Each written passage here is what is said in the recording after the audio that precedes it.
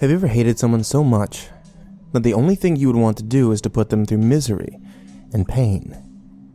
If so, you've come to the right place. This curse was used on Japanese spies that went rogue in the ages of the samurai, and is still used by secret organizations today as a form of unnoticeable torture. The target will be plagued by misfortune, which could range from minor injuries all the way to deadly situations from which the subject cannot escape.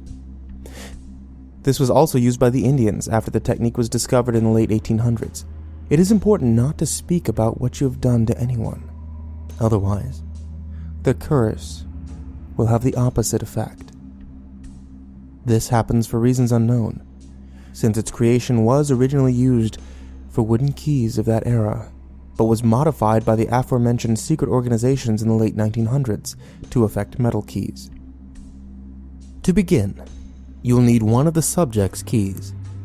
You must make sure that it is not an important key, since important keys are easily missed by owners. You might have a hard time even getting close to your victim's keyring, but after you acquire this, you will need the following: ash of a burnt down tree, log, or stick to capture a spirit, a silver container to make sure that the spirit does not escape while it is captured, a knife or sharp object to anger the spirit by stabbing it while captured, rice to make sure that the spirit can become more powerful and do more harm, a pen and piece of paper to make sure that the spirit hits the right target, salt as a precaution to pour around the silver container, so if the spirit escapes both the ash and silver container, this will provide you with enough time to complete the ritual if the spirit is a very strong one, and water to lay the container in, maybe inside a sink or somewhere else, just as long as you can retrieve it again in a short amount of time. If you have all of your materials, then follow these steps to begin the ritual. Pour the ash into your silver container, and begin to pour the salt around the silver container. These are your 3 titanium walls, blocking the spirit trying to attack you. Now, place the key inside the ash, slowly. Chant, "I've got a treat for you," 15 times. After 5 minutes, take your knife or sharp object and stab the ash, which is now the spirit's body, 8 times, which will anger it and make it stronger.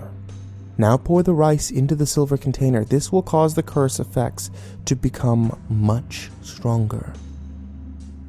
After pouring the rice, the spirit will be back in the container if it could escape both the ash and silver container. Write your target's name on a piece of paper and drop it into the silver container. Go to your water source and let the container soak for 30 minutes, so you can give the spirit time to make the key its home. After the 30 minutes, you should take the key out of the container slowly and return it to where you found it.